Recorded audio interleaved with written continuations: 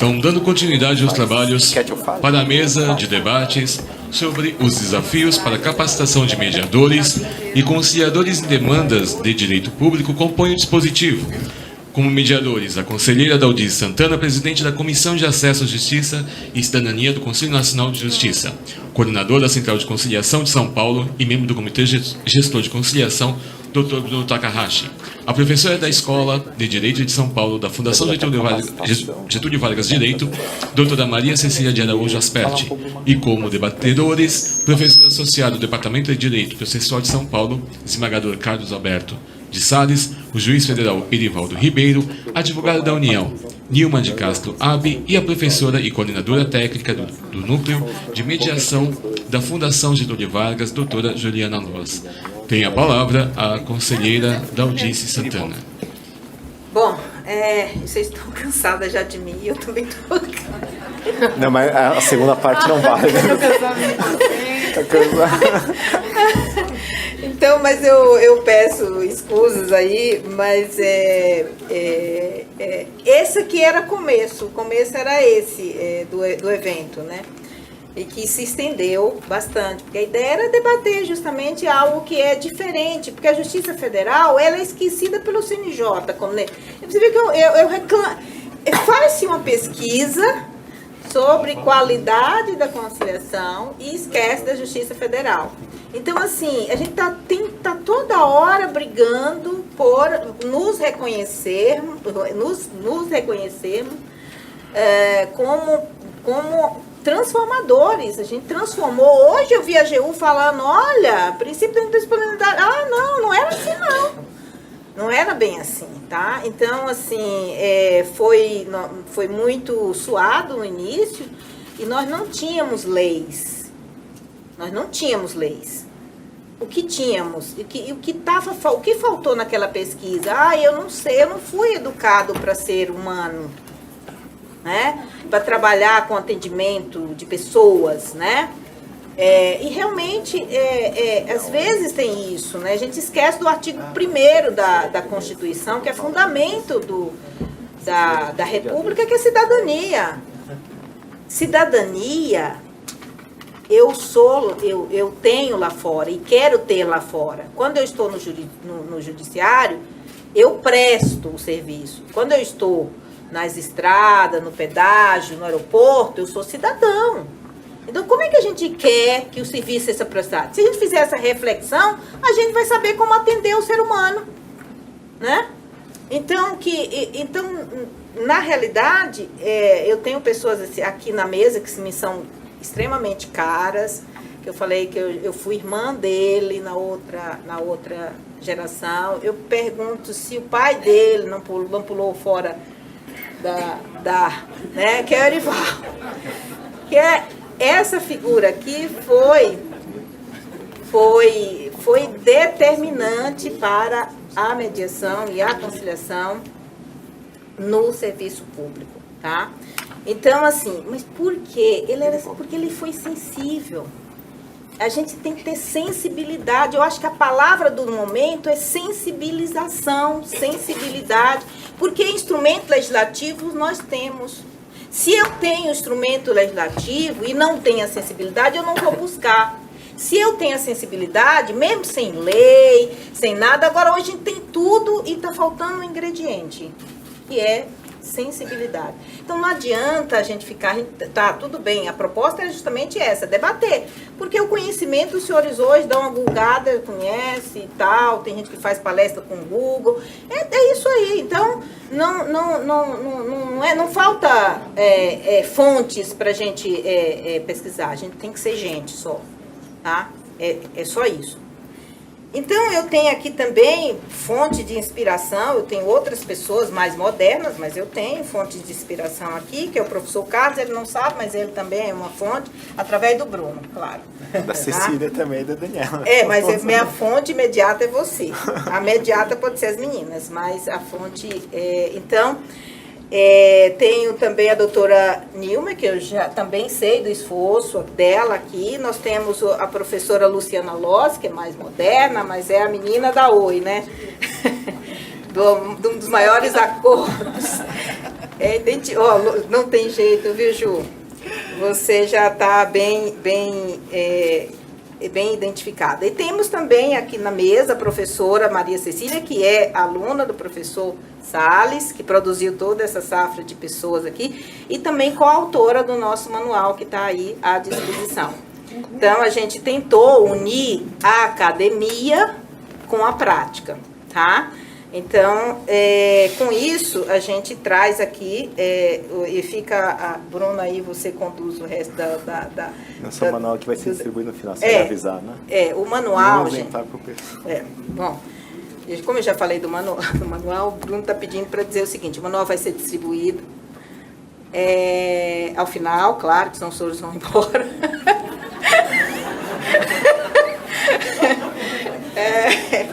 Então, vai ser distribuído ao final. Ele está disponível na internet, tá? Inclusive, está aí, ó, não tem... É simbólico, né? Um ato simbólico, é uma contribuição dos autores. A gente não tem direito autoral envolvido, foi cedido. Não fiz a edição pelo CNJ, porque eu não queria que me parecesse que eu estou me prevalecendo. Não fiz o lançamento no CNJ, e aí ficou esquisito, porque o evento era meu, aí o CNJ veio, né, Lívia? Veio, e aí eu fiquei naquela saia justa, porque o evento era daqui.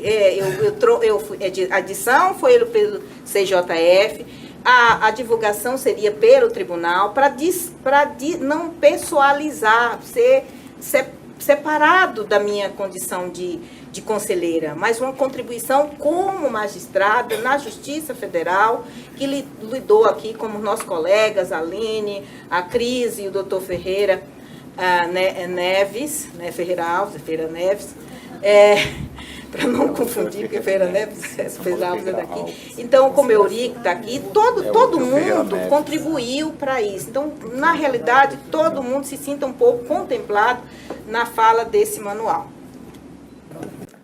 Na verdade, acho que a doutora Dori já falou tudo o que eu tinha que falar, só que lembrando que não é um livro religioso, né? Que a gente estava conversando aqui. A ideia, acho que do manual não é ter texto definitivo, e sim provocar debates e tentar um pouco consolidar e um pouco suprir a carência que os próprios alunos, os cursistas sentiam de não ter especificidades da Justiça Federal em cursos feitos até às vezes pela própria Justiça Federal. Isso que a gente tentou suprir, mas sem a pretensão nem de substituir e nem de ser completo. Então, por isso que o lançamento que a gente propôs é que tenha um debate, e por isso que a gente está fazendo uma mesa de debates, e não fazendo simplesmente uma entrega de manuais. Quer dizer, é uma obra que, como todas as obras devem ser, está aberta, né? Não está fechada. Então, com isso, eu devolvo a palavra, a gente pode... basicamente, o que a gente pensou na mesa de debates, então, foi partir de três grupos de perguntas orientadoras, né? Eu vou passar brevemente para as perguntas. A primeira é: quais são os principais desafios da capacitação do mediador e conciliador que irá atuar na Justiça Federal, ou, em termos mais amplos, em conflitos desenvolvidos pelo poder público? Como fazer para as diretrizes do manual serem implantadas na prática, em especial, como superar a ideia da indisponibilidade do interesse público? E quais são as perspectivas do uso dos meios consensuais, considerando as mudanças tecnológicas e na forma de litigância na Justiça Federal, ou, em termos mais amplos, como do poder público? Essas perguntas foram passadas anteriormente para os debatedores, e os debatedores eles ficam livres para usar as perguntas como orientadoras, quer dizer, não são obrigados, claro, nem a responder todas e nem ser exaustivo, nem ficar limitados a ela. A ideia é só ser orientador mesmo. Eu aproveito para transmitir as desculpas do professor Kazuo Watanabe, que foi o orientador do professor Salles também, né? Que a gente tem uma corrente aqui, então tudo se fecha, e que continua sendo sempre o nosso grande colaborador nas nossas demandas de conciliação, não só na Justiça Federal, como no Comitê Gestor também. O professor Kazuo, infelizmente, não pôde vir, mas a nossa maior satisfação é saber que o professor Kazuo, quando a gente começou a conversar, ele achava que não dava para fazer conciliação na Justiça Federal, e hoje ele fala que é possível fazer. Só essa mudança, para nós, já é muito relevante. Até porque as pessoas que conhecem o professor Kazuo sabem que é difícil ele mudar de ideia, né? Ele é bem persistente no que ele defende. Então, é só isso. Acho que, seguindo a ordem, né? Então, posso passar a palavra. Eu passo a palavra ao professor Carlos Roberto de Sades, com quem a gente sempre aprende bastante aqui todos os dias. Bem. Tá ligado.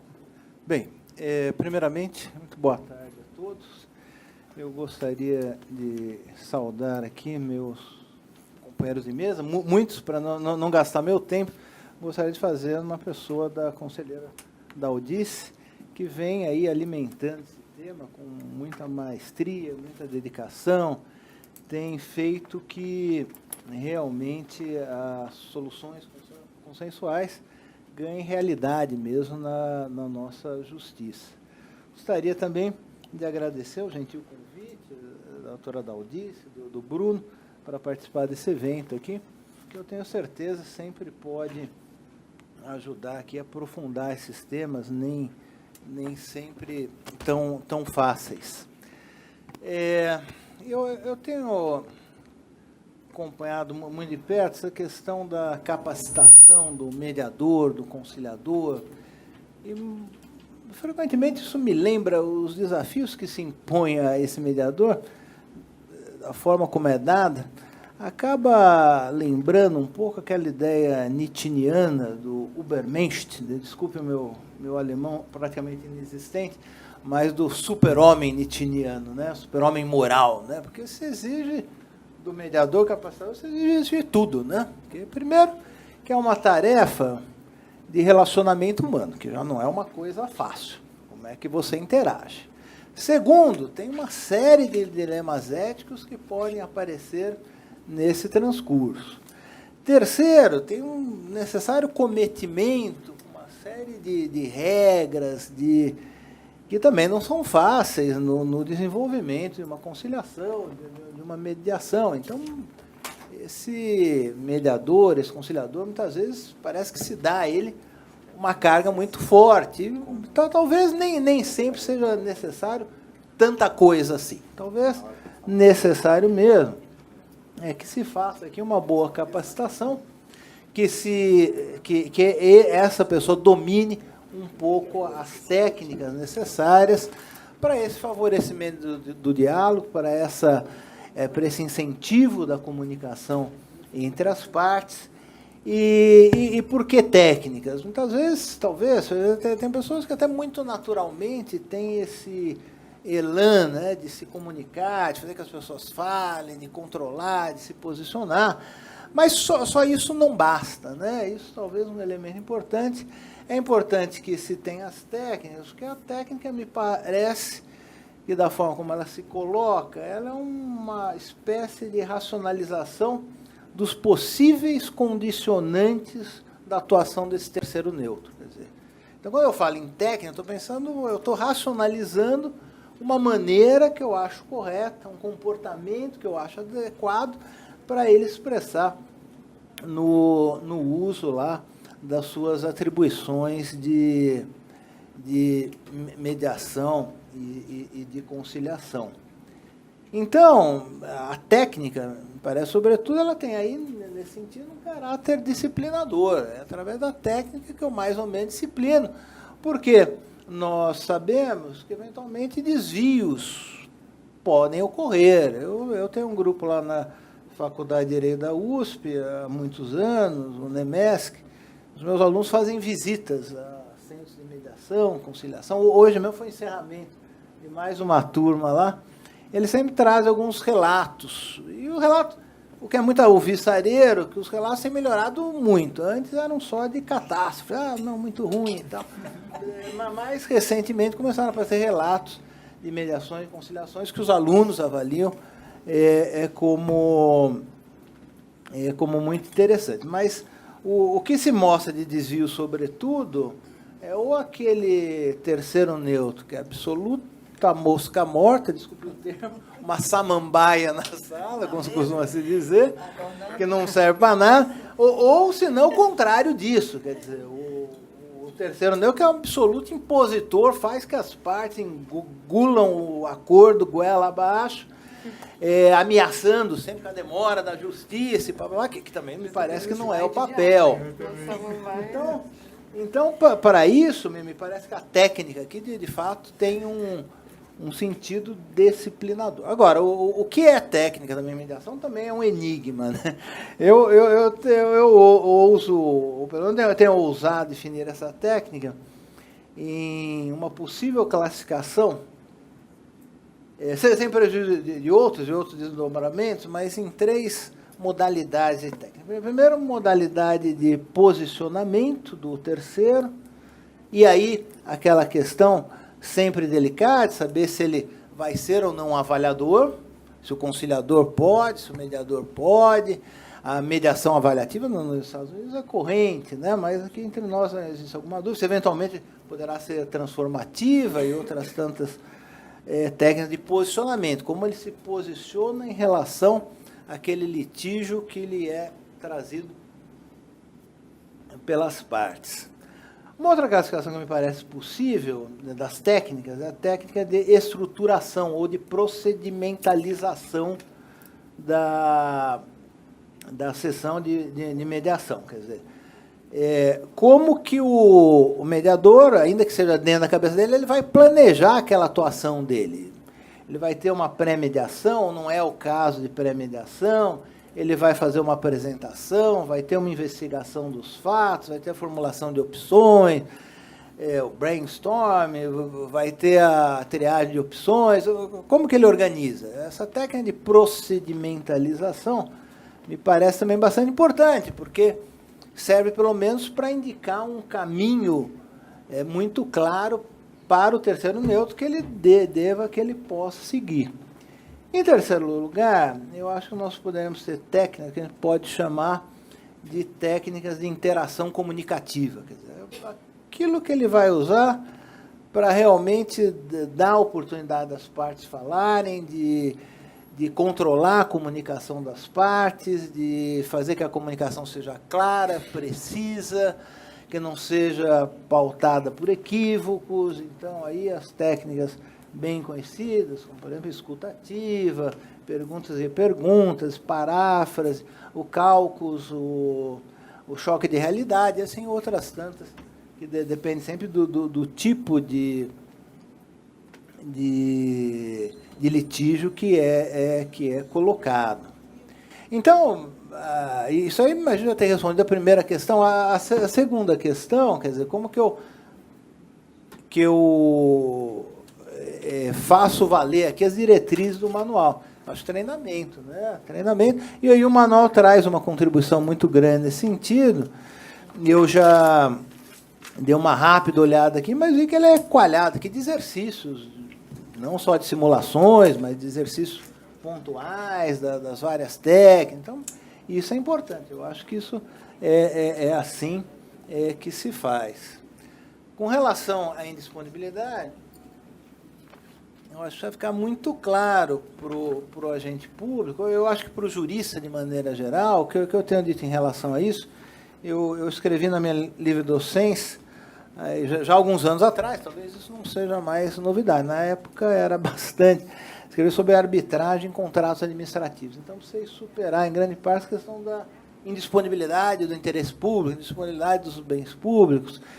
E o que eu percebi em relação a isso é que, na verdade, essa tal indisponibilidade para o jurista, de maneira geral, é um topos, é um lugar comum, é um senso comum, que diz muita coisa e também não diz nada. Então, é preciso que a gente procure saber efetivamente o que ela é. E eu tenho a impressão que o campo de verdadeira indisponibilidade mesmo, com o qual o poder público trabalha, é muito pequeno.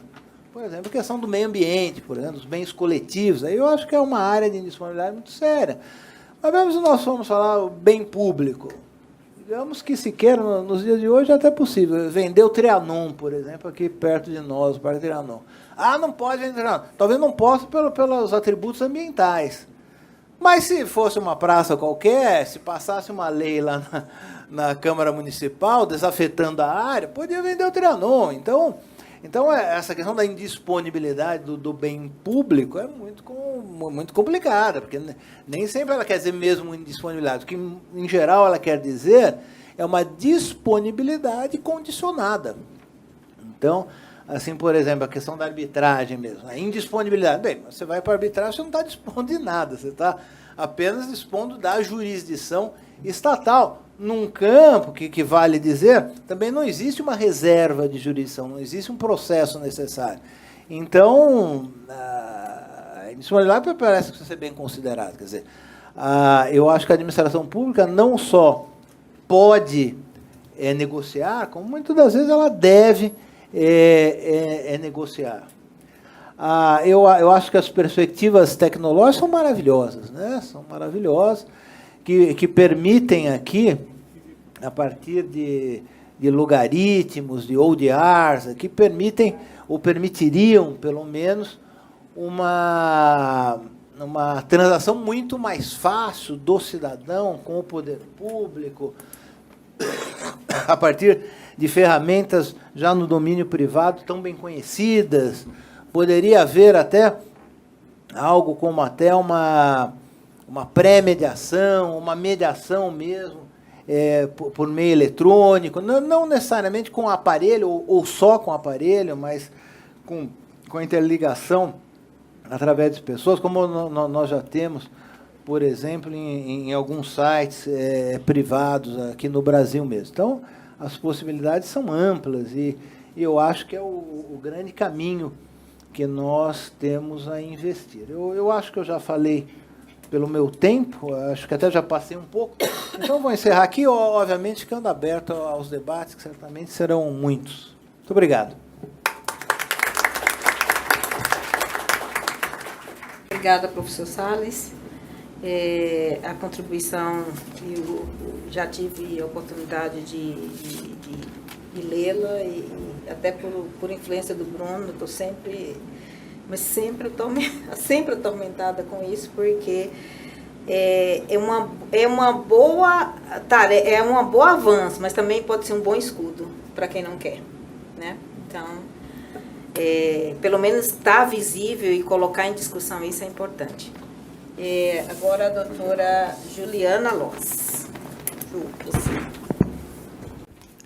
Boa tarde a todos. Eu agradeço o convite a Daldice, a Maria Cecília, a Daniela Gabay, que não está presente aqui hoje, mas que está representada por seus colegas aí que prepararam esse manual. Confesso também que já dei uma olhadinha aqui e gostei bastante do que vi. Eu vou tentar pontuar algumas questões, Dal, assim, a partir da minha experiência, e talvez não seja a correta, e talvez não seja a mais ortodoxa, e talvez não seja a que devamos seguir. Mas, enfim, vou trazer uma perspectiva da prática, tá? Eu sou a menina da Oi, mas eu sou a menina da TIM também, eu sou a menina da Telefônica, enfim. Sou a menina da Caixa Econômica, sou a menina do Banco do Brasil, e tem muitas questões assim que nessas experiências que eu tenho participado no Brasil me trouxeram algumas perspectivas da mediação, principalmente da negociação com o poder público, que eu acho bastante peculiar e que eu vejo um bom momento para enfrentarmos, né? Eu acredito que a capacitação dos mediadores é um grande desafio, mas eu acho que há problemas muito mais básicos do que esse antes, que é como preparar a administração pública, as pessoas, as instituições privadas, os advogados, os agentes para participar da negociação. Porque, como o professor Salles falou, né, essa interpretação, essa questão do interesse público, ela deixa muita margem para você interpretar, então, naturalmente, aí também pode ser um escudo para não decisão. Mas é fácil também a gente falar assim, o agente público ele tem medo, não toma decisão. Qualquer um numa posição em que tem o receio de uma perspectiva de improbidade ou de ser mal interpretado, é natural que nós tenhamos receios. Então, assim, talvez seria interessante tentarmos identificar o que é que, na mediação, e aí eu posso dizer por experiência própria também, nós, mediadores, nós, magistrados, nós, terceiros, podemos fazer para que esses atores, para que esses agentes se sintam mais confortáveis para a tomada de decisão. Eu acho que isso não difere, por exemplo, de uma mediação privada, sobretudo no momento que nós vivemos hoje, porque as instituições, as multinacionais, por exemplo, hoje têm regra de compliance tão complicada que, vou dizer para vocês, não tem tanta diferença do poder público, não. Né? A escalada para tomada de decisão, a dificuldade de tomada de decisão, dependendo do nível gerencial, ou mesmo de diretoria, às vezes, é tão burocrática quanto a pública. A diferença qual é? É que na instituição privada existe algo que funciona um pouquinho diferente, que é a questão da eficiência, né? Você enxerga rapidamente a ineficiência e isso também é, de alguma forma, punido. Então, na administração pública, não.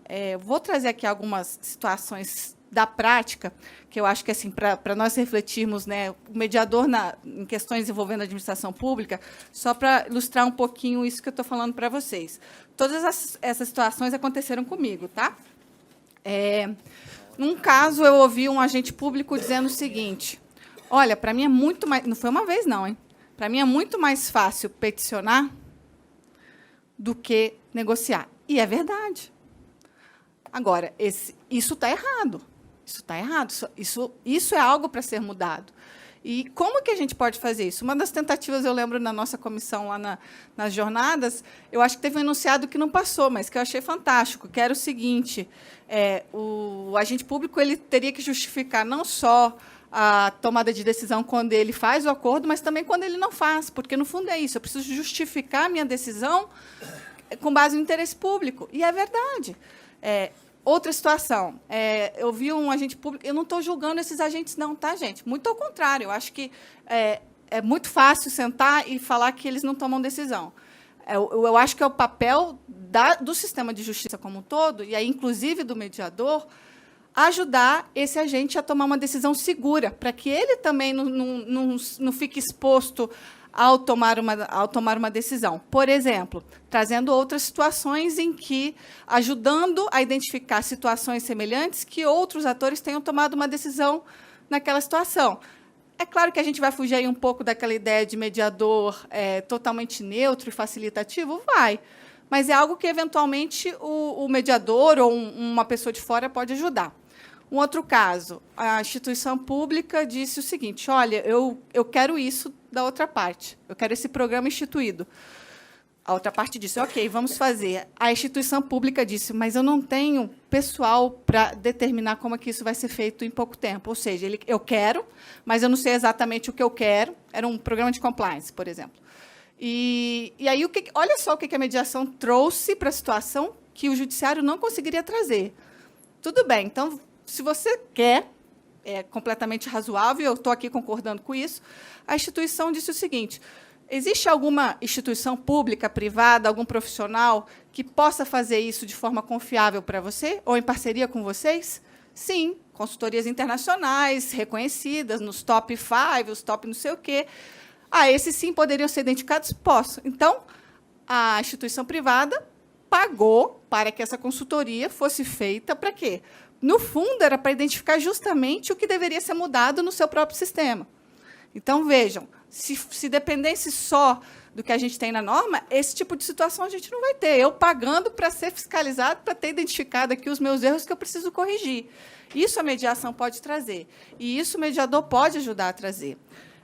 Outra situação, é comum que nas reuniões de mediação compareçam só os advogados. E, muitas vezes, esses advogados vão trocando de acordo com o tempo, de acordo com a gestão. Isso é um grande problema. Então, acho assim, essa vinculação do advogado que está tocando um processo consensual, eu acho super importante. Ele poderia ter, de alguma forma, uma vinculação direta, porque ele fez todo um trabalho. Ir para uma reunião de mediação dá muito mais trabalho, às vezes, do que fazer uma audiência de instrução e julgamento, gente. Eu estou falando sério. Assim, é que a gente está acostumado a pegar a pasta e vai para a reunião de mediação. É por isso que não vai dar certo. O trabalho é muito maior. Muito maior. Eu tenho que fazer uma pesquisa de todas as hipóteses que eu posso ter de jurisprudência para convencer o outro lado, porque eu não estou convencendo só o juiz. Eu não me preparo só para falar daquela jurisprudência que é boa para mim. Eu me preparo para aquela que é boa para mim, mas eu também tenho que ler aquela que não é boa para mim para conseguir chegar em algum ponto. Isso eu estou usando só um detalhe da jurisprudência, tá? Sem pensar nas decisões estratégicas negociais. Então, esse trabalho de preparo da negociação, eu acho que o mediador na Justiça Federal, junto com a administração pública, ele pode ser muito útil. Ele pode ser muito útil também na esfera privada, só que isso já é mais comum na esfera privada, né? Porque, normalmente, você já tem, pelo menos na mediação privada, fora do judiciário, muitas vezes você tem uma primeira reunião com a parte, sem a outra, então, você já começa a entender quais são as perspectivas, tem um pouco mais de liberdade. Então, teve um caso que, recentemente, numa reunião privada com uma advocacia pública, a gente conseguiu entender completamente quais eram os dilemas. A instituição da advocacia pública não podia vir para uma reunião em que tinham 6 atores diferentes, ou seja, 6 instituições diferentes, e dizer, olha, internamente a gente está tendo uma questão que mudou o chefe e o contato com esse outro setor internamente está difícil, agora está um pouco mais travado. Isso não é algo que o agente público vai falar. E a gente não pode criticá-lo por isso. A gente tem que dar instrumentos para que, ainda que existindo essas questões, que são questões da vida que acontecem no setor público, no setor privado, no setor familiar, que isso seja ultrapassado para que as melhores soluções sejam alcançadas. Mais uma situação. O agente público disse o seguinte, olha, eu sei que com essa decisão de não fazer o acordo, nesse caminho, eu posso criar um caos geral naquele espaço, né, por conta da suspensão de um determinado serviço público. Mas é o correto. E aí a gente volta para aquela questão, né, o correto? Qual é o interesse público de eu ter, por exemplo, você estava discutindo uma questão de 100 milhões, se eu vou ter um prejuízo muito maior do que isso, talvez para todos, para a sociedade, e eu não estou calculando isso. Mas é fácil, porque, para mim, essa decisão correta é a decisão que eu, como agente, tenho que tomar, eu fico tranquila tomando. Então, a mediação, ela, embora dentro da administração pública ela tenha suas peculiaridades, existem algumas coisas que não mudam. Os seres humanos são seres humanos sendo juízes, sendo procuradores, sendo... Então, essas questões, muitas vezes, são questões humanas. A decisão, no fim das contas, é uma decisão humana. E o racional, ele é estratégico, só que a gente precisa dar espaço e ajudar a ter instrumento, inclusive na criação de opções. Eu acho que aí, dentro da Justiça Federal, dentro da área pública, é bem importante que a pessoa esteja preparada. Ele tem que saber exatamente tudo de direito administrativo? Eu acho que não. Mas ele tem que ter uma boa noção do que aquelas pessoas que trabalham dentro da administração pública podem enfrentar, porque existem coisas, né, bem específicas aí, que elas têm dificuldade de tomar decisão, ela precisa de tempo, às vezes, para tratar aquela questão internamente. Então, acho que, assim, especificamente, não teria, para mim, tá? Eu acho que é muito mais importante nós entendermos o que é que... o bom mediador, para mim, é aquele que tem a confiança das partes. O bom mediador é aquele que a parte olha e fala, essa pessoa tem alguma coisa para ajudar nesse processo. Alguma coisa técnica, ou seja, alguma técnica que ele vai usar, um exercício, uma atividade, o fato dele conseguir organizar as reuniões de um jeito, enfim. E também uma confiança na honestidade, né, no caráter daquela pessoa. Sem isso, eu estou falando das duas coisas, eu acho que sem isso é muito difícil que a gente tenha qualquer coisa positiva. E, se tiver, acho que é algo alcançável mesmo sem o mediador. Porque, às vezes, né, ele chega lá, o mediador planta, mas sai o acordo. Mas sairia de qualquer forma. Ali é só, né, uma desculpa para fazer o acordo. Então, acho que, assim, o que a gente pode dar a esses profissionais para que eles consigam criar essa confiança com os atores públicos, mas também com os atores privados.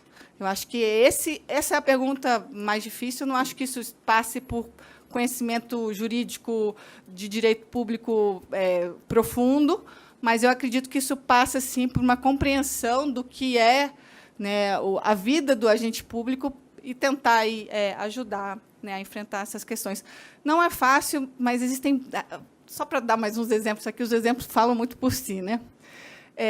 Tinha uma situação que uma parte estava totalmente desconfiada da outra porque tinha pedido um bloqueio e não conseguia bloquear nada. Quando foram identificar, havia um erro de número de CNPJ. Isso só veio na mediação. Isso é um erro? É um erro. Isso pode acontecer. Mas olha a desconfiança que o agente público tinha. Claro, com toda razão, é estranho, né? Eu tenho um pedido e não tenho bloqueio algum, sendo que eu sei que tem um monte de dinheiro transitando aí. Então, assim, são situações que a mediação também, esses gaps comunicacionais, eles existem, né, na vida privada e na vida pública. inclusive entre setores da administração pública. Eu acho que a mediação pode ajudar bastante nisso, e, para isso, eu defendo aqui também, assim, eu sei que a gente vai discutir, né, a questão da confidencialidade, provavelmente. Eu acho, assim, não tenho problema nenhum em que a confidencialidade não se aplica a tudo, até porque eu não acho que seja um princípio absoluto para a mediação. Mas eu acredito que as reuniões privadas elas devam realmente ser protegidas por essa confiança. Eu acho que o agente público, a administração pública, ela tem que ter a mesma segurança que ela tem conversando com a sua própria equipe, conversando com o mediador. Se ela não tem isso, não vai adiantar. Não vai funcionar aquela reunião privada. Muito obrigada. Esses eram alguns pontos que eu queria trazer da prática aí, mas que são um pouco fora da nossa, né, fora da nossa experiência dia a dia da mediação privada. Obrigada, Juliana.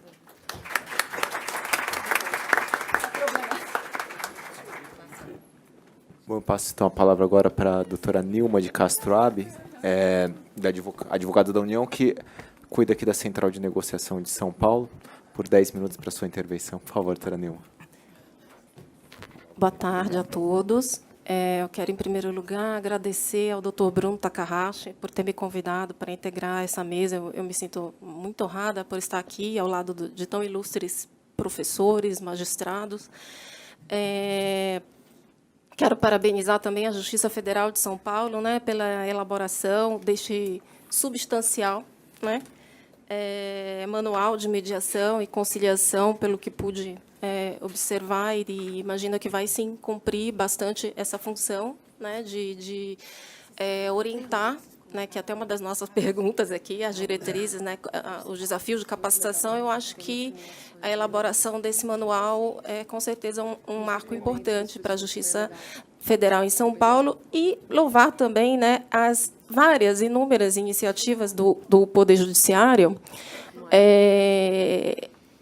em relação a, vamos dizer assim, a esse incentivo, né, que o Poder Judiciário dá à utilização dos meios consensuais de resolução do conflito, que começou, né, ali na Resolução 125 de 2010. Né? Então, eu enxergo da seguinte forma: foi dito aqui, e é verdade, que a Advocacia Geral da União ela realmente, né, foi pioneira até dentre as advocacias públicas, mas eu vejo, o que eu observo, que em termos de meios, né, a promoção dos meios consensuais, eu enxergo o Poder Judiciário como um grande protagonista. Tá? Eu acho que, se avançamos tanto até aqui, eu vejo grandes avanços. Tá? É muito também pelas iniciativas que o Poder Judiciário tomou. E, começando com a Resolução 125 de 2010, foi um marco, tá? Porque ali ele... veja bem, ele poderia não ter chamado para si, né, vamos dizer assim, essa responsabilidade, como chamou, como disciplinou, inclusive, o número de horas dos cursos, tá, das conciliações, das mediações. Isso foi importante, tá, na formação. Isso daí isso já começa a garantir uma formação melhor nesse momento. E, se a gente tivesse uma indiferença do Poder Judiciário, né, não precisava nem ele ser contra, mas, se nós tivéssemos uma indiferença, isso já iria dificultar. Iria dificultar para todo mundo, e iria dificultar também para a gente da advocacia pública. Tá? Então, o fato do Poder Judiciário estar sempre impulsionando, incentivando, né, eu acho que com um evento como esse, a formação, né, os cursos de formação, a edição do manual. Vou citar também um outro exemplo, até porque eu, como coordenadora da Central Regional de Negociação, sou uma advogada da União, portanto, destacada, né, só para fazer as negociações em São Paulo. Eu frequento também a SECOM, né, Central de Conciliação, frequento o gabinete de conciliação também, né, diariamente, cotidianamente, sempre com as audiências, etc. E acho importante dar o testemunho, né, dessa iniciativa também da Justiça Federal em São Paulo, criando o gabinete de conciliação, e que permite a realização de audiências em casos complexos, demandas complexas, que envolvem o poder público, e, às vezes, os poderes públicos, né, porque está a União, Estado e município nas mesas de negociação, e a condução desses trabalhos. E eu quero parabenizar os juízes que estão atuando, aqui o doutor Bruno, que eu tenho bastante, né, contato, o doutor Herbert, o doutor Eurico, e também aos servidores do Poder Judiciário, pela construção desse gabinete, né, que, no seu dia a dia, consegue se empenhar, se dedicar, né, fazer essas audiências com cuidado, com acolhimento às partes, na verdade, criando, né, vamos dizer, um ambiente favorável, tá, à conciliação. Isso é muito importante, à mediação, aos acordos. E eu reputo, né, essa atuação, eu chamo essa atuação de uma atuação assim com alma, tá, que eu acho muito importante. Porque uma coisa é a atuação mais formal, né? Porque eu fico imaginando assim, no dia a dia do Poder Judiciário, ele já tem que fazer o seu papel de jurisdição, que ele precisa seguir. E, junto, acumular essa promoção também dessa atuação, que também é importante, eu imagino que realmente envolve todo um esforço e que tem sido, eu testemunho como exitosa. Bom, eu estou há mais de um ano à frente da Central Regional de Negociação, em São Paulo, na Procuradoria Regional da União, e vou entrar aqui um pouco, já tentando dialogar aqui com a doutora Juliana, que apresentou, né, trouxe aqui uma série de questões do dia a dia dela. E o que eu posso dizer para vocês, já foi dito um pouco aqui, né, a Advocacia Geral da União, veio o advogado-geral da União substituto, a minha colega advogada da União, doutora Kaline, e, realmente, a Advocacia Geral da União ela tem sido pioneira, né?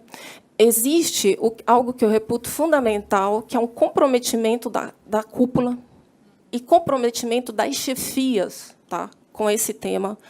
Porque, se não houver realmente, se a chefia, tá, de uma advocacia pública ela não abraçar essa causa, não vai adiantar, certo? Estou falando em termos de advocacia pública, porque vai ficar muito complicado para o advogado, ele sozinho, tá, sem apoio, tomar essa frente, ainda que agora temos, né, o Código de Processo Civil, que ajuda bastante, e temos também a lei, né, da mediação, que é a 13.140. Mas, ainda assim, tá, o que precisa, quando eu falo em comprometimento da cúpula, né?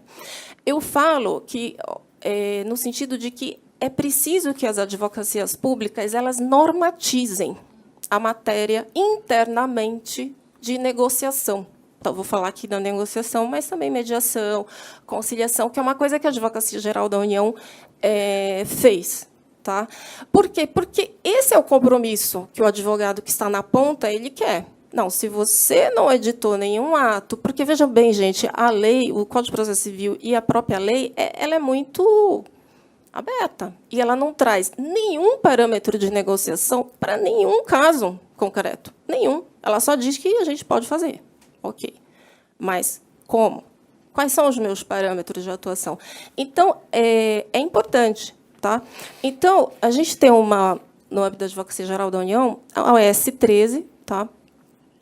Que, de 2009, até um pouco antiga, né? Que trouxe alçadas. Tá? Então, o advogado da União tem até 60 salários mínimos. A partir daí, ele precisa de autorizações. Não é que ele não pode fazer o acordo. São autorizações. A gente tem uma alçada regional, que é de R$500 mil. A partir daí, a gente precisa de autorizações da Procuradoria-Geral da União. Então, disciplinou um pouco de alçadas, disciplinou quais algumas matérias que não podem ser objeto de negociação, por enquanto. Enfim, tem alguma normatização e ali se construiu alguns requisitos, né, e que o advogado é obrigado a analisar. Duas coisas que ele avalia quando ele vai analisar a viabilidade de um acordo. Ele avalia a viabilidade jurídica e a vantagem econômica. Tá? Estou falando principalmente dos acordos de débito da União, que é o que eu trabalho bastante. Existe a de crédito também, até uma outra portaria, que é a 2 de 2014. Então, assim, existe esse... vamos, assim, numa sequência. Né? O comprometimento da cúpula da AGU, isso já foi expresso de várias formas. Criou internamente a CECAF, como já foi colocado aqui. Enfim, tem realmente vários esforços.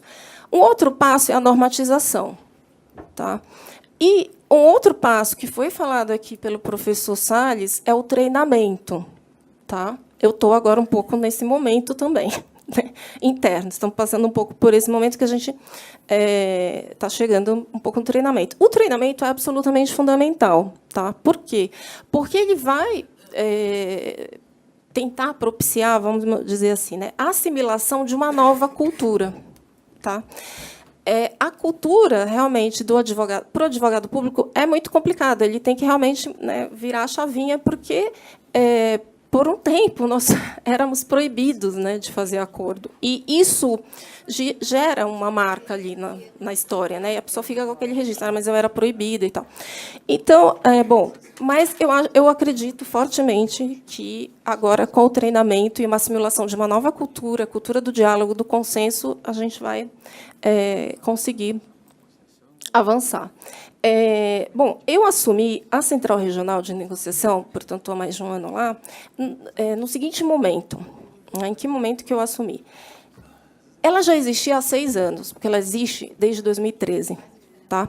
E até como comentou aqui, né, o advogado-geral substituto, já até a CRN é um projeto que até já ganhou prêmio, inovar, etc. Então, fazer negociações, a CRN, né, o coordenador da CRN, Central Regional de Negociação, fazer as negociações mais complexas, tá? Ela já fazia bem, já estava conseguindo desenvolver bem. A grande novidade que surge foi que a Procuradoria-Geral da União decidiu editar, e aí foi um esforço para chegar, vamos dizer assim, mais no advogado que está na ponta. Editou planos nacionais de negociação. O que seriam os planos nacionais de negociação? São orientações internas, tá, para que o advogado, e aí ele tenha parâmetros de negociação em temas concretos que foram principalmente de servidores públicos. Tá? E vou falar ainda mais uma coisa, duas coisinhas que eu acho importante. Duas coisas. Os planos nacionais de negociação, eles trazem os parâmetros de negociação concretos, né, para o advogado.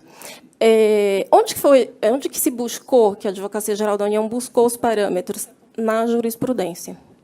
Tá? Em casos reiterados, foram julgados, ela foi buscar esse parâmetro, porque precisa construir algum parâmetro para poder municiar o advogado a se sentir seguro, que é uma das questões, né, da doutora Juliana, se sentir seguro para realizar o seu trabalho. E uma segunda questão, gente, também assim, ainda a Advocacia Geral da União faz a maior parte, né, 99% dos seus acordos em termos de negociação, que é direto com particular,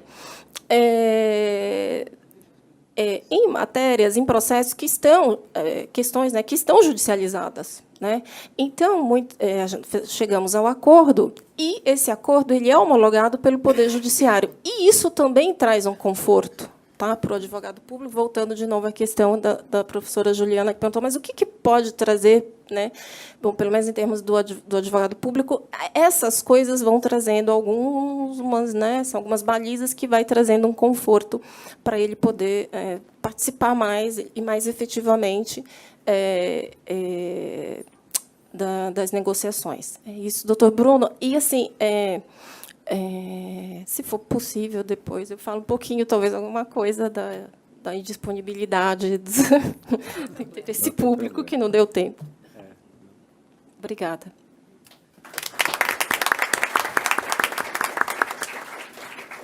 Bom, por fim, eu passo a palavra ao doutor Erivaldo Ribeiro, que é sempre lembrado como sendo o precursor das conciliações da Justiça Federal e quem, na realidade, me colocou na conciliação da Justiça Federal, apesar de talvez ele nem se lembrar naquelas conciliações, quando, na época que ele estava no CNJ, eu fui um dos chamados para auxiliar nas conciliações, e daí, com isso, lá na 4ª Região, quando eu vim para a 3ª Região, a doutora Dodis também estava num projeto semelhante, e acabou que, por coincidência, vim trabalhar aqui. Então, eu só tenho a agradecer, antes de mais nada, doutor Erivaldo, e passo a palavra. Meus cumprimentos ao Bruno, primeiramente, por essa referência. Eu queria dizer que quem indicou o Bruno foi, na verdade, um colega, amigo comum que nós temos, que é o Mauro, E o Mauro falou assim, Erivaldo, tem um japonesinho que você vai amar nas conciliações. Pensa num cara bom, é o Bruno. E realmente ele foi fantástico e continua sendo até hoje. Eu queria cumprimentar todos os colegas da mesa, especialmente a minha irmãzinha querida, a doutora Daldice.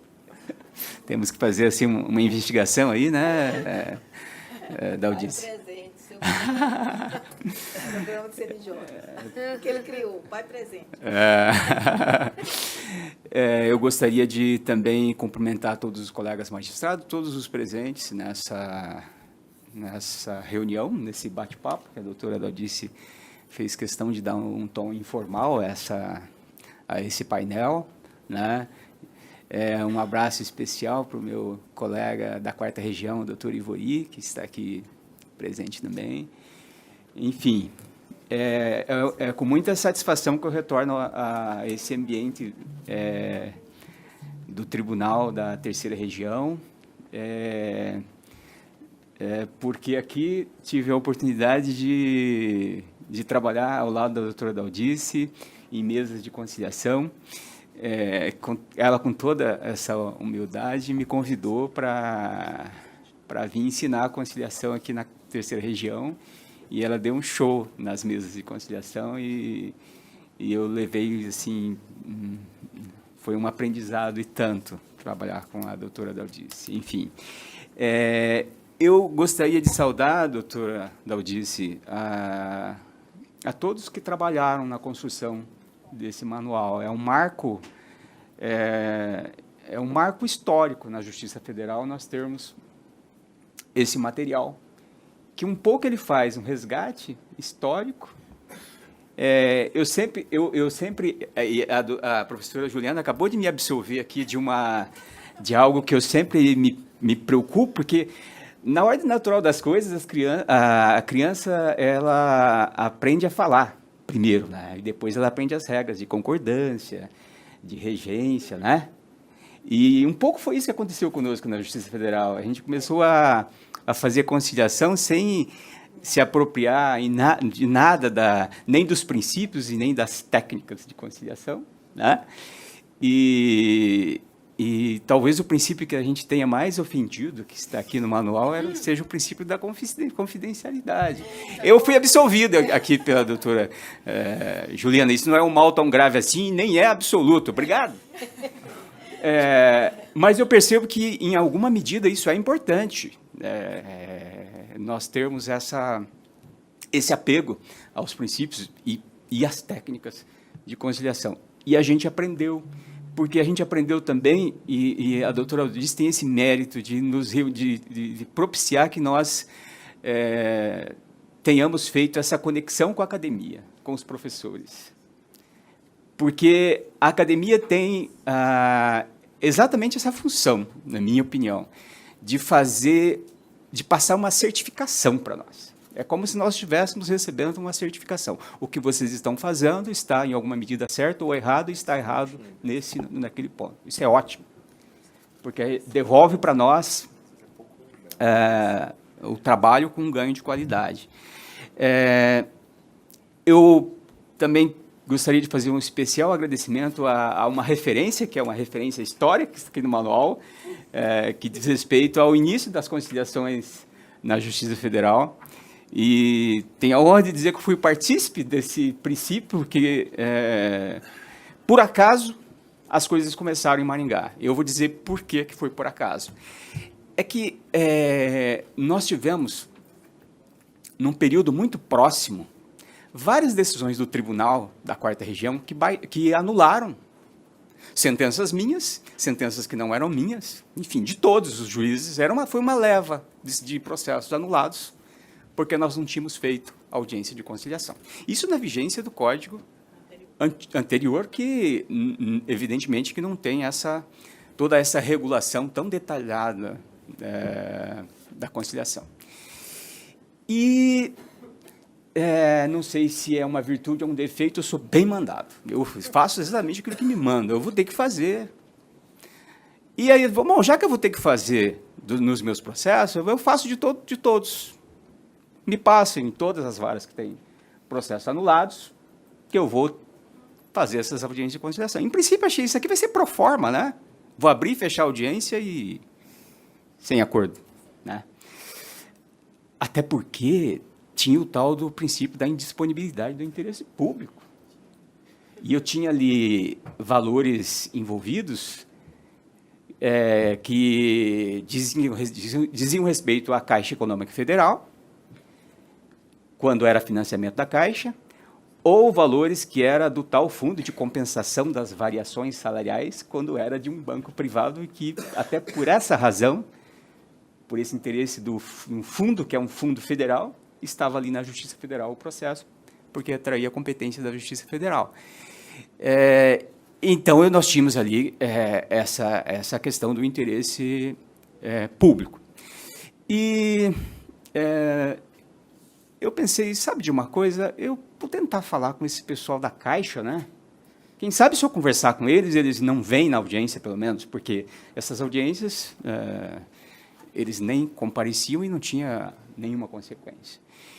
E eu descobri que, na época, na verdade, os contratos, quando eram da Caixa, tinham sido transferidos para uma empresa, uma outra empresa pública federal, chamada Ingea, Empresa Gestora de Ativos. Eu nem sei se existe ainda a empresa. Existe. Porque ela foi criada só com esse propósito de gerir esses contratos deficitários da Caixa. E, além de bem mandado, eu sou petulante. Quero falar com o presidente. E o presidente me atendeu, Dr. Gilson Pacheco de Lacerda, na época. Nos tornamos amigos depois de tantas audiências que fizemos. E ele, olha, doutor Gilson, eu gostaria de marcar uma reunião, mas aqui em Maringá. Ele achou a coisa mais estranha do mundo, porque quando a Ingea recebeu aquele monte de contratos deficitários, a ideia era de continuar na mesma defesa que a Caixa sempre fez, uma defesa meramente processual.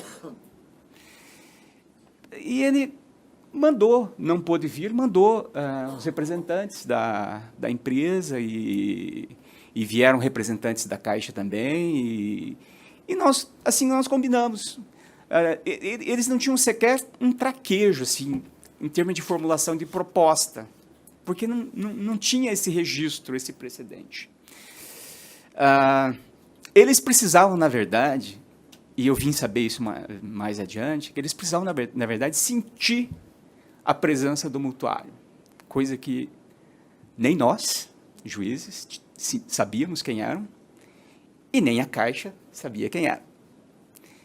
E na audiência compareceu pessoas, doutor, eu estou há 17 anos aguardando a oportunidade de contar a minha história para a Caixa, para o juiz, e a minha história é essa.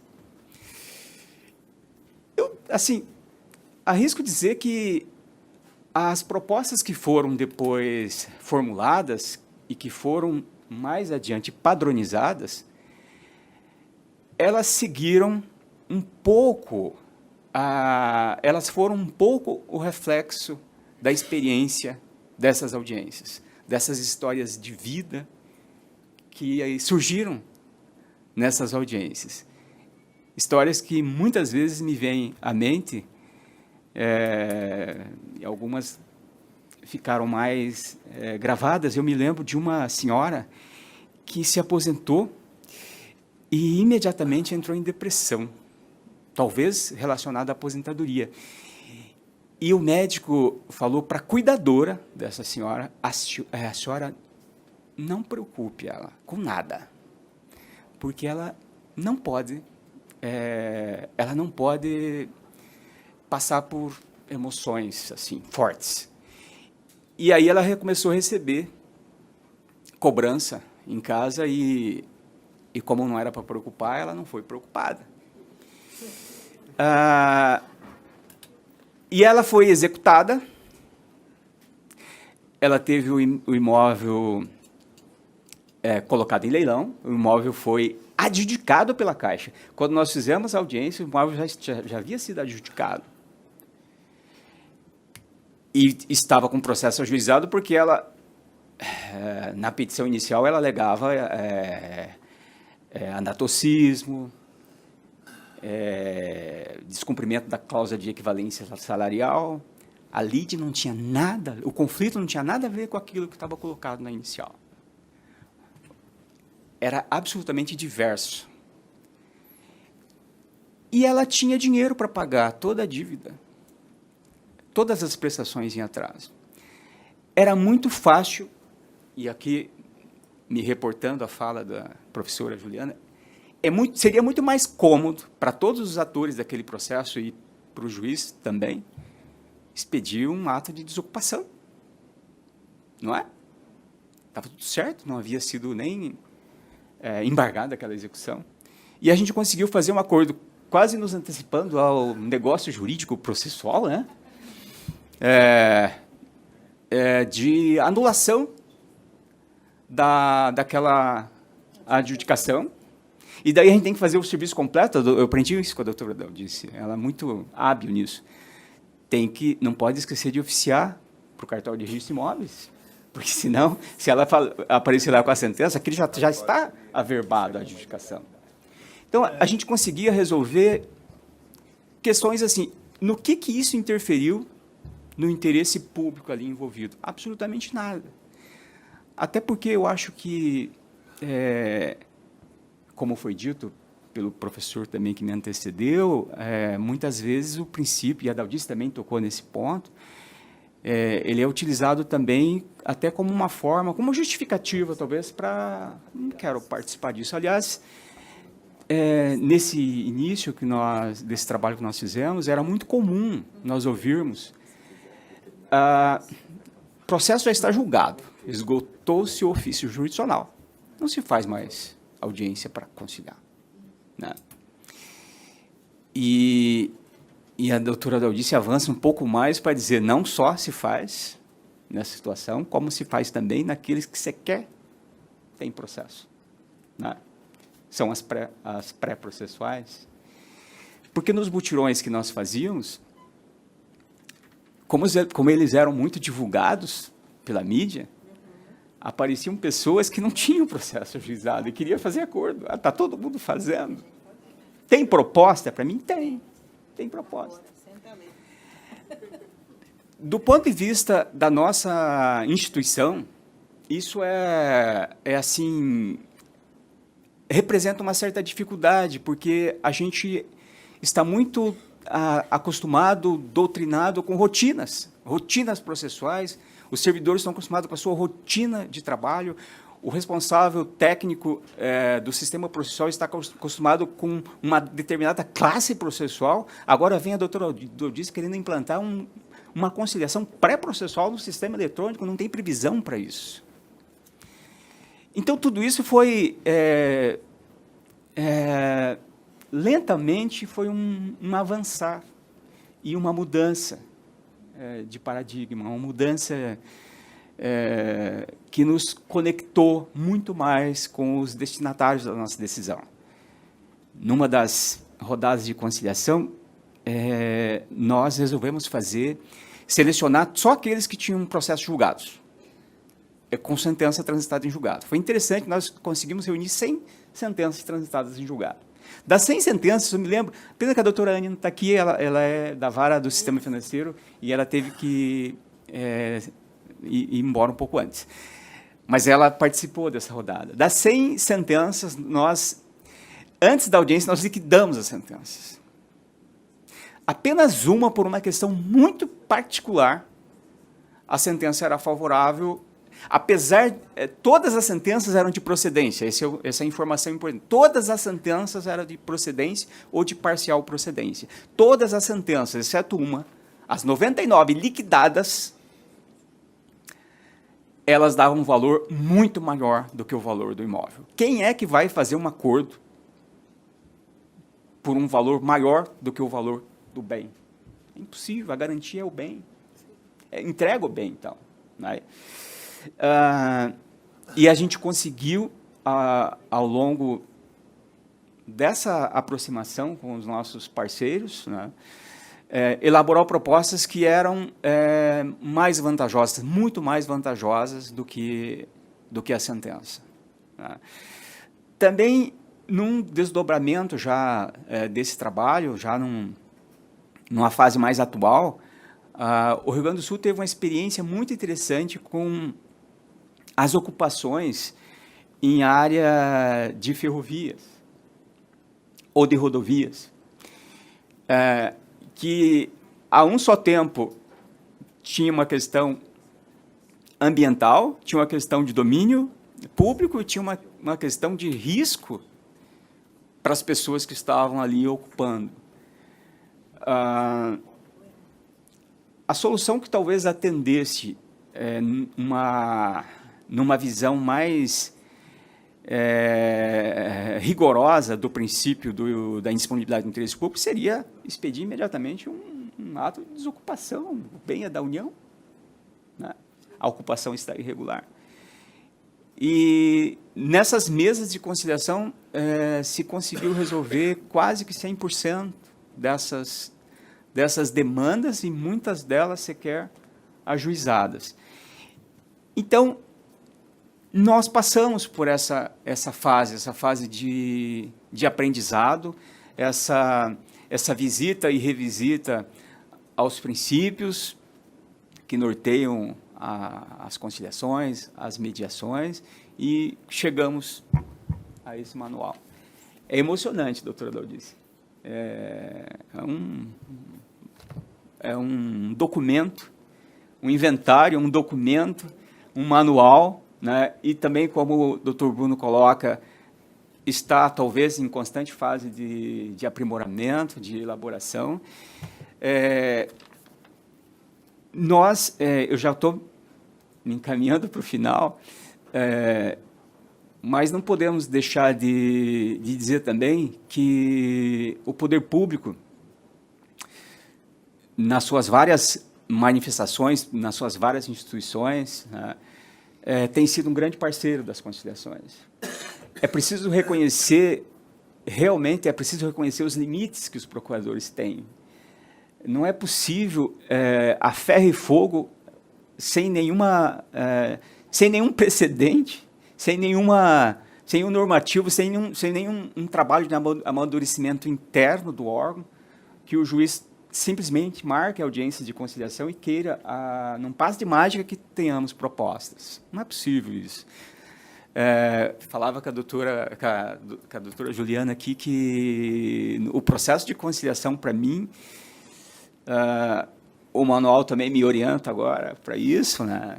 Ele é uma parceria, nós precisamos saber quem são as pessoas que estão envolvidas nesse processo. Nós precisamos combinar com essas pessoas, senão não dá certo, não é mesmo? Então, nós temos conseguido, com o INSS também, poder público, temos conseguido um avanço fantástico nas conciliações, as conciliações em benefícios por incapacidade, praticamente equalizado, porque, ao fim e ao cabo, são processos que a maior parte não tem uma lide efetiva, consolidada. Ora, se o segurado comprova a qualidade de segurado, cumpriu a carência, e eu tenho a prova de que está incapaz, não há razão nenhuma para o indeferimento. O indeferimento só existe porque há uma dúvida em relação a um desses elementos. E se eu consigo reunir os requisitos, não está havendo objeção nenhuma, porque, em relação ao poder público, não há, obviamente, um desejo, e nem deveria ter um desejo, de que o réu daquela ação, ou o autor daquela ação, ou o réu daquela ação, dependendo do polo que se enxerga, que ele seja efetivamente derrotado. A derrota, do ponto de vista previdenciário, nas ações previdenciárias, nas ações de sistema financeiro da habitação, a derrota, ela pode representar um custo social muito grande, né? Então, é de todo interessante e, essencialmente, é de interesse da União também, do poder público, que um benefício negado seja essa decisão revisitada, essa decisão talvez revista, se efetivamente se comprovar que ali reúne todos os requisitos. Não há razão nenhuma, não há lide, obviamente, nisso. E é isso que nós temos experimentado ao longo desse processo de conciliação e de integração com o poder público. Não temos, assim, essa dificuldade, senão pontualmente em algumas matérias, mas que eu acredito que vamos avançar muito mais. Desculpe pela demora e agradeço essa oportunidade de estar aqui falando essas palavras.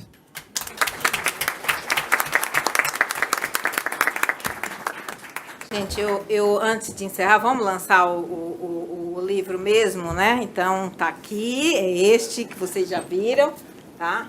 Só para registrar, eles podem já pegar, eu fiz aquele tom de brincadeira aí, mas tá aí, tá? O lançamento físico, porque virtual já está disponível no site. No site CJF. CJF. Bom, mas a gente vai passar aqui para as considerações da Cecília e depois a gente fica à disposição para perguntas, para debates, enfim. A ideia foi só instigar os debatedores agora, mas também promover um debate com o público. Vai lá, Cecília. Gente, então, só para fomentar aí algum debate nesse nosso final de tarde, pensando aqui um pouco na última questão que nós tínhamos aqui sobre os desafios, considerando as perspectivas do uso de tecnologia na mediação. E aí eu só faria 2 provocações também para a gente refletir, que existe, a gente tem discutido bastante, o lado positivo, vamos dizer, da evolução tecnológica para a conciliação e para a mediação, no sentido de facilitação de acesso à informação, de melhor navegação. Então, espera-se que a tecnologia fomente que as próprias pessoas que usam o sistema de justiça, os usuários, consigam ter mais informações e navegar esse sistema com mais conhecimento. Mas tem 2 preocupações que eu jogaria também para a gente debater. Quem tem acesso à tecnologia, e numa situação que acho que talvez a gente não leve em consideração o verdadeiro acesso à tecnologia que se tem hoje no Brasil, e não é só acesso a um smartphone, é um acesso, às vezes, complexo. De um lado, você tem um acesso que ainda é mitigado para a maior parte da população e para o usuário da Justiça Federal, em especial, eu diria, considerando o usuário da parte previdenciária, enfim, de modo geral. E, de outro, um acesso muito mais facilitado para grandes litigantes, para o próprio poder público, que vai poder e cada vez e tem que utilizar, inclusive em vistas do interesse público, de algoritmos e de informações mais consolidadas, assim como a área privada também tem utilizado. Então, quem tem acesso a essa tecnologia, se a gente realmente pode dar esse passo agora? E, de outro lado, é uma preocupação que a gente já discutiu em outras esferas, como é que fica a oralidade? Parece talvez uma preocupação conservadora, não sei, mas acho que a gente teve várias falas aqui hoje sobre acolhimento, sobre a humanização do atendimento, até na mesa anterior, quando a gente estava conversando com a professora Liz, e como isso fica no ADR. Eu sinto que, às vezes, a gente tem 2 ilhas. Um lado, a ilha da justiça sistêmica, da mediação, da restaurativa, da customização, ou seja, que a gente reconhece que o judiciário também é um espaço de acolhimento do cidadão, da cidadã, e, de outro, um ODR que é cada vez mais frio, e por mais que proporcione plataformas de encontro, não tem a mesma, na minha ponto de vista, o mesmo sentido de encontro que se proporciona hoje quando o cidadão consegue adentrar na instituição do qual ele é usuário, ao qual que a ele pertence, né? Então, eu coloco essa provocação da tecnologia, o quanto ela também afasta, e a quem ela pertence e quem a ela acessa. Que, na realidade, mesmo eu, advogada, quando eu entro no site do Juizado Especial Federal, dou respirada a fundo, porque é complexo, não é simples. 5 intimações lá, contrasões, caixa, contrasões, será que eu devo fazer contrasões agora? Enfim, então, queria que a gente se perguntasse um pouco como vai ser, como tem sido a tecnologia para os meios consensuais, para o acolhimento, para a humanização que a gente tem pensado aqui hoje. Obrigada, Cícera. Obrigada, Arivaldo, que eu esqueci. Posso fazer só um Pode, contraponto? amor. Depois das palmas. Só complementando o que a professora Cecília falou, que é bastante pertinente, ainda agrava a situação de nós não termos um processo eletrônico único para todos os ramos de justiça. Nós não conseguimos uma conciliação nem entre nós da Justiça Federal, porque cada tribunal tem sistemas processuais distintos. Talvez o EPROC esteja ganhando mais força entre os tribunais, mas ainda nós acho que não temos EPROC aqui, na terceira região. PJE. Eu acho que na primeira PJE, salvo engano, na segunda e na quarta, e na quinta é algo parecido com o EPROC, mas não é EPROC. E aí cria uma dificuldade, não só para os advogados privados, mas para os advogados públicos também. O ente público, a União, por exemplo, ela é parte em processo no Brasil inteiro e é obrigada internamente a lidar com tantos sistemas diferentes. Eu acho que era uma hora, nós não conseguimos, é um problema que nós tivemos administrativo, nós não conseguimos unificar os processos.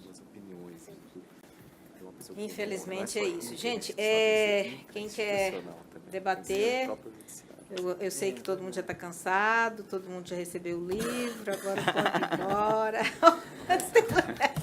Foi não, Hélio, doutor Hélio. Foi não. Isso. Obrigado. Eu tenho uma desconfiança estratégica, depois de ouvir muitos colegas, juízes e juízas, funcionários e pessoas da área, de que talvez o principal desafio da capacitação seja definir isso que o senhor trouxe na sua fala muito bem, quando o senhor traz a questão do posicionamento, a questão do procedimento e a questão da comunicação, trazendo como 3 vetores. Existem outros, obviamente, mas são 3 vetores bem importantes. É muito comum a gente encontrar pessoas que fazem uma confusão entre mediação e conciliação. E sai de uma capacitação com um certificado, está atuando, e você pergunta, você está fazendo o quê? Mediação ou conciliação? Eu não sei, faço os 2 ao mesmo tempo. Tenho ouvido isso por aí. E aí eu pergunto, claro que a gente tem técnicas da conciliação que são comuns à mediação, como o acolhimento, o rapport. A gente tem técnicas da conciliação que não podem ir para a mediação, como a proposta mesmo. E técnicas da mediação que não podem ir para o conciliador. Então, assim, a gente pode, obviamente, trazer elementos de um e de outro que são instrumentais. Aí a minha pergunta ao professor Salles é, o senhor considera que é um desafio fazer capacitação separada? Capacitação para mediador é uma coisa, capacitação para conciliador é outra, completamente diversa. Isso pode ajudar, isso pode definir, inclusive, no âmbito do poder público, quando você pode qualificar melhor a conciliação, no sentido de fazer uma conciliação mais qualitativa e que possa ser propositiva e que tenha mais informações jurídicas, sim, porque é um espaço de conciliação e que precisa de alguém com conhecimento jurídico e possa ser mais adequada aos conflitos envolvendo o poder público? Essa é a pergunta. Muito obrigado. Bem, agradeço pela pergunta bastante interessante. Essa questão, essa contraposição, mediação, conciliação, vem de longa data, né? Agora, nós felizmente temos marco legal, né? Nós temos o CPC, temos a lei de mediação, que trazem lá, para o bem ou para o mal, trazem algumas definições disso, que nos permitem dizer, ao menos, em termos legais é isso, em termos legais é aquilo. Em termos de capacitação, eu pessoalmente tenho acolhido muito fortemente uma ideia, se não me engano é a Tânia Almeida que lançou essa ideia da caixa de ferramenta, que me parece que a caixa de ferramenta tem que ser um pouco comum nas duas. Talvez aqui na minha categorização, talvez realmente a técnica de posicionamento seja um pouco diferente na conciliação, permitindo um intervencionismo maior do conciliador nas propostas, nas sugestões, menor na mediação. Mas, de maneira geral, eu acho que tem que haver um domínio dessa caixa de ferramentas. Talvez na Justiça Federal não se sinta tanto isso, que talvez vocês aqui trabalhem com casos mais padronizados, INSS, por exemplo, Caixa Econômica Federal, enfim. Na justiça estadual, muitas vezes sentam dois vizinhos lá para discutir uma questão de vizinhança, de um muro, e se vê que a questão pessoal, o envolvimento emocional é imenso. Que um, na verdade, odeia o outro, não é só o muro, é o cachorro que late, é a filha de um, o filho do outro, é o samba que um gosta e outro detesta. Então veja, em situações assim, que eventualmente acontecem, no contexto, às vezes, do que seria uma simples conciliação, a caixa de ferramenta do conciliador também tem que estar disponível. Pode ser que ele use alguns recursos, pode ser que ele não use. Então, eu até já cheguei a compartilhar uns anos atrás, uma aluna nossa lá na faculdade, uma conciliadora assim, ferrenha, Érica Barbosa Silva, que sempre lutou isso, e acabou me convencendo que, olha, a conciliação não é uma prima pobre da mediação. Apenas ela exige uma capacitação, exige um preparo semelhante, apenas a utilização de uma e de outra que é diferente. Então, me parece que isso, para mim, equaciona um pouco essa sua dúvida, essa sua colocação, que é bastante procedente, até porque o próprio Código de Processo não nos leva a colocar, né, o que é uma coisa e o que é outra. Alguma observação?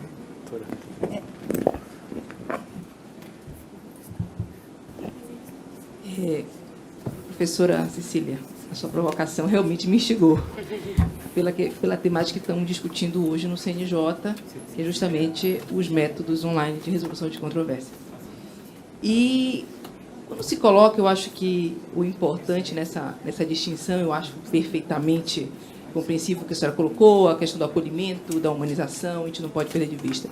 Mas eu acho que depende do conflito. Sim. A natureza do conflito é determinante. Aí a doutora Nilma colocou negociação na AGU, e a experiência que eu tenho lá na Justiça Federal do Amapá me diz o seguinte, que na matéria de servidor público, eu preciso uma simples negociação, resolve, porque é matéria de direito, eles têm um quadrado determinado ali do o que é passível de conciliar. Então, a União que apresentando a disposição de conciliar e uma conta, e o servidor ele não é um IP suficiente, no sentido de ele não saber do que ele vai tratar ali, ele consegue se manifestar claramente. Eu acho que vai muito de cada caso, assim como o doutor Erivaldo também colocou, a questão do benefício previdenciário. No benefício por incapacidade, a equipe de trabalho remoto da Procuradoria Federal. Então, eles trabalham remotamente. Então, vai chegar para o segurado a proposta de acordo. E não vai ter audiência. Mas é uma situação, acho que é uma situação dinâmica. Agora, claro, vai ter casos que a audiência vai ser fundamental. É o olho no olho que resolve muita coisa. Eu acho que seria pela natureza do conflito. Não dá para a gente... A tecnologia a gente não consegue hoje mais descartar completamente, professora. Eu acho que, inclusive, a maior parte da tecnologia é benéfica. E eu lembro um pouco até o que a professora Alice estava falando. A gente pensa um pouco até em problemas do sistema de justiça que refletem na conciliação e na mediação. Talvez se a tecnologia fosse incorporada no sistema de justiça como um todo, como principalmente um navegador de informação para todo cidadão, seja ele hipossuficiente ou não, mas para que ele compreendesse como ele está navegando esse processo, a própria ODR fosse mais amigável. Ou seja, essa oportunidade de comparecer à justiça e entender o que está acontecendo não precisaria ser ao vivo se todo o processo também fosse mais amigável para esse cidadão, todo o comparecimento dele e a interface dele com a justiça. Então, acho que o imbricamento da tecnologia com a justiça não é a questão só da conciliação, mas é no todo. Talvez pensar dessa faceta de tornar o mundo mais amigável, que é algo que a gente discutiu bastante recentemente com a professora Rebecca Sandford, quando ela veio há pouco tempo, da justiça, da tecnologia enquanto navegador processual. Aí eu acho que tem um grande potencial. Mas realmente tem algumas situações de olho no olho que podem ainda ser necessárias. Talvez a minoria. Não sei se é pelo conflito, se a gente consegue, que nem a pergunta até que a gente discutiu aqui na palestra anterior, se é possível fazer essa triagem, esses conflitos ou não. Mas, em alguns casos, talvez até mais à frente do processo, o encontro seja inevitável. A gente conversou outro dia com uma juíza aqui no outro curso da Justiça Federal que falou em justiça sistêmica para casos de benefício por incapacidade, porque é o processo da vida da pessoa. Então, ela precisa ter um momento de compreender melhor e presencialmente ser acolhida nesse processo que é a vida dela. Mas concordo, eu acho que tem mais possibilidades positivas do que desafios. O problema é como vai ser implementado. Mas, assim, até no conflito, não é o conflito de uma forma genérica. A gente vai separar o conflito previdenciário, que é possível, do conflito civil. Não, mas eu acho que... Vamos desconcertar, então, a causa. Porque o próprio benefício previdenciário, numa própria causa previdenciária, pode ter situações que ela vai correr normalmente sem nenhuma intercorrência. Mas, em outras, é fundamental a audiência. Sim. É isso. O professor Salles quer fazer uma observação. Pela uma observação, eu acho que essa tecnologia, hoje em dia, em vários campos, é nossa salvação e nossa perdição. Né? Mas me parece que o problema da tecnologia, fundamentalmente, visto de uma perspectiva do interesse público, é como nós a controlamos, né? Por exemplo, já existem sites de ODR nos Estados Unidos que fazem reconhecimento facial e modulam a proposta de negociação conforme a leitura facial. Então, viu a cara lá do negociando, ele não gostou disso, então muda para outro tipo de proposta, ou pela fala. Então, quer dizer, a pessoa fica assim... inteiramente dominada pelos logaritmos lá, né? Eu fico pensando até na administração pública, o que isso poderia gerar, né? Que alguém com uma cara mais feia, como a minha, por exemplo, tivesse mais vantagem, né? Conseguisse um acordo melhor. Né? Então, me parece que aqui o problema é como a gente controla. Eu acho que a gente está precisando, no Brasil, talvez no mundo, urgentemente, descobrir como é que a gente vai controlar. Não controlar o que não deve ser controlado. O espaço maravilhoso de expressão que é a internet, por exemplo, talvez não devemos controlar, mas outras coisas, talvez, como isso, por exemplo, nós precisássemos ter um controle, né? Então, a tecnologia, a princípio, eu acho que deve ser vista como parceira, com possibilidade de avanço, mas tem que ser controlada, né? Senão a gente pode nos conduzir a resultados também muito nefastos, né? Eu acho que, só também fazer uma pequena observação, em relação a conflito, me parece que a gente tem uma tendência a analisar conflito sem perceber que as partes, elas são parte do conflito. Quer dizer, quando a gente fala de briga de vizinhos, a gente se concentra muito na briga e pouco em quem são os vizinhos, né? Eu acho que a percepção que a gente deve ter, talvez até dissociando até analiticamente, é considerar as partes em conflito. Quais são as partes em conflito? A partir da análise de perfil de partes, a gente consegue também ver que o mesmo conflito, ela pode trazer partes diferentes e com um grau de desigualdade que fazem com que, por exemplo, o uso da tecnologia deva ser analisado de forma diferente. É o que a gente nota no nosso exemplo que a gente vem dando recentemente da questão de exclusão digital e acordos de poupança. Né? Até o momento, é a única explicação que a gente tem de um baixo uso de plataforma associado a um alto número de acordos presenciais. Se não for dificuldade das partes em inclusão digital, a gente tem que descobrir qual seria uma outra causa possível. Não estou falando que é uma conclusão. Mas me parece, então, que talvez a gente deva direcionar na análise do conflito, prestar atenção em quem são as partes em conflito e até dar um destaque especial para análise de partes mesmo. Né? Bom, gente, primeiro eu agradeço os senhores que ficaram. Primeiro, alguns vieram de todos os estados, Bahia, Pernambuco, Piauí, aqui tem bastante gente, Amapá, né? Quem mais? Né?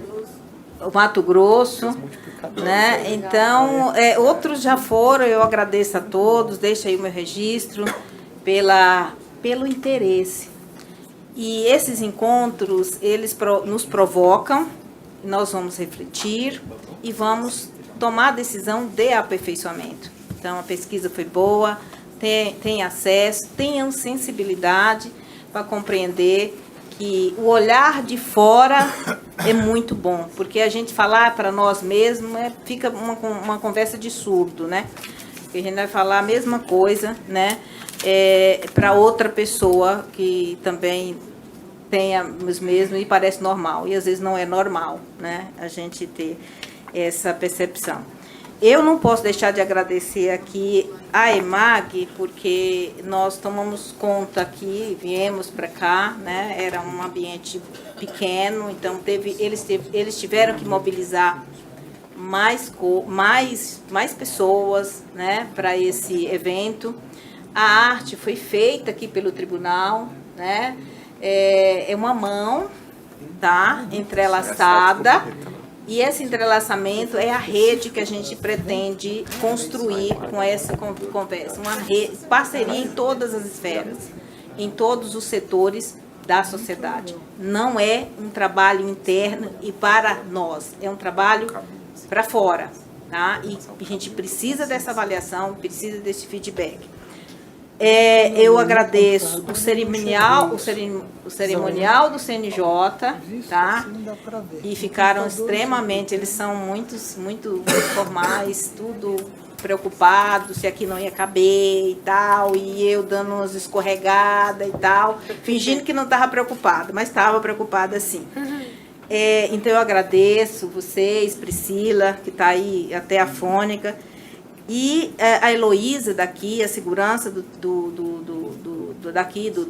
tribunal, a doutora Terezinha, o Luna Artélio, Luna, e uma pessoa que provocou todo esse recuo, a Lívia. Foi ela que fez ampliar o TAP para começar a colocar pesquisa, outro evento, não sei o quê, não sei o quê, não sei o quê. Foi bom, mas a gente ficou com medo, porque não era a proposta inicial, tá? Então, enfim, eu acho que deu para o gasto, né? Bom, e os agradecimentos aos parceiros, a Cissa no manual, o professor Freitas, que disponibilizou aquela simpática professora, né, para nós, foi custo zero. A Cissa, que se colocou à disposição, Erivaldo, que deixou seus afazeres lá para vir, a Ju também, tá? Ju, obrigada mais uma vez. O Bruno aí, Takahashi, o Herbert, né? E o professor Salles, que tem sido o norteador desse povo aqui, né? E a doutora Nilma também aí cumprimentando pelo excelente trabalho e pela parceria que se formou. Enfim, gente, minha gratidão a todos, tá? Obrigada. Obrigada.